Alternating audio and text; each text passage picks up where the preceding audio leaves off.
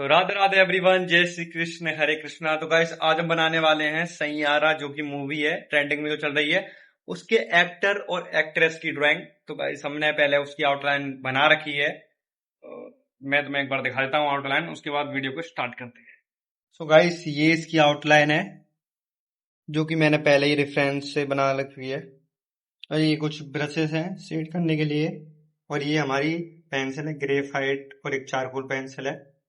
तो वैसे यही है जो कि आउटलाइन है उस ड्राइंग की। तो बिना किसी देरी के वीडियो करते हैं स्टार्ट।